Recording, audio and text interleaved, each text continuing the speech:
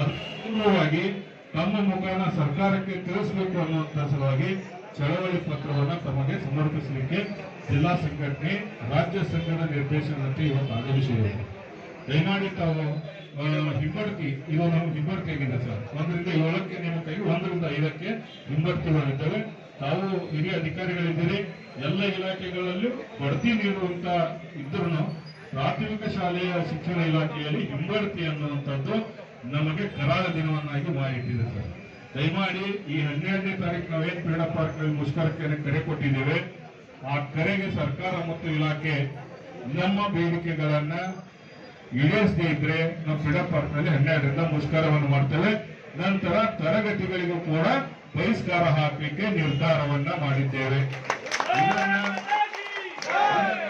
ಮಕ್ಕಳಿಗೆ ಅನ್ಯಾಯ ಆಗಬಾರ್ದು ಅನ್ನುವಂತ ದೃಷ್ಟಿಯಲ್ಲಿ ಇಟ್ಟುಕೊಂಡು ತಾವು ಸರ್ಕಾರಕ್ಕೆ ಈ ಅಂಶಗಳನ್ನ ಗಮನಕ್ಕೆ ತರುವಂತೆ ನಿಮ್ಮನ್ನ ಒತ್ತಾಯಿಸಲಿಕ್ಕೆ ಮತ್ತು ನಾವು ಚಳವಳಿ ಮಾಡ್ತೇವೆ ಅನ್ನುವಂಥದ್ದನ್ನ ಪತ್ರವನ್ನು ನೀಡಲಿಕ್ಕೆ ನಿಮ್ಮ ಹತ್ರ ಬಂದಿದ್ದೇವೆ ಸರ್. ಅದಕ್ಕಾಗಿ ದಯಮಾಡಿ ತಾವು ಸರ್ಕಾರದ ಗಮನಕ್ಕೆ ತರಬೇಕು ಅಂತ ಹೇಳ್ತಾರ ಕರ್ನಾಟಕ ರಾಜ್ಯ ಪ್ರಾಥಮಿಕ ಶಾಲಾ ಶಿಕ್ಷಕರ ಸಂಘ ಬೆಳಗಾವಿ ಜಿಲ್ಲೆ ಎಲ್ಲ ಸಮಸ್ತ ಶಿಕ್ಷಕರ ಪರವಾಗಿ ತಮಗೆ ಈ ಚಳವಳಿ ಪತ್ರವನ್ನ ಸಮರ್ಪಿಸುತ್ತೇವೆ.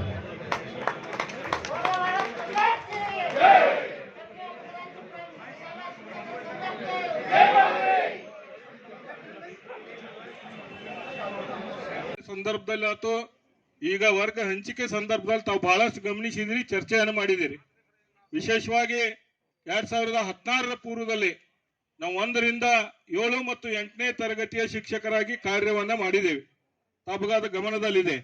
ಈಗ 2016 ನಂತರ ವೃಂದ ಮತ್ತು ಕೇಡರ್ಗಳನ್ನ ಚೇಂಜ್ ಮಾಡಿ PST ಮತ್ತು GPTಗಳನ್ನ ನೀಡುವಂತ ಸರ್ಕಾರದ ಈ ನೀತಿಯನ್ನ ಖಂಡಿಸಿ ಈ ಚಳವಳಿ ಪತ್ರವನ್ನ ತಮಗೆ ಸಮರ್ಪಣೆ ಮಾಡ್ತಾ ಇದ್ದೇವೆ. ದಯಮಾಡಿ ಒಂದು ಶಾಲೆಗಳಲ್ಲಿ ಏನೇನ್ ತೊಂದರೆ ಆಗ್ತಾ ಇದೆ ತಮಗೆ ಗೊತ್ತಿದೆ ಸರ್. ವರ್ಗಾವಣೆ ಸಂದರ್ಭಗಳಲ್ಲಿ ಅನೇಕ ಎಲ್ಲಾ GPT ಹುದ್ದೆಗಳನ್ನ ಖಾಲಿ ತೋರಿಸಿದ್ರು. PST ಶಿಕ್ಷಕರು ಅಲ್ಲಿ ಸುಮಾರು 3 ಜನ 2 ಜನ ಇದ್ರು, ಒಬ್ಬರು GPT ಶಿಕ್ಷಕರು ಇರಬಹುದು.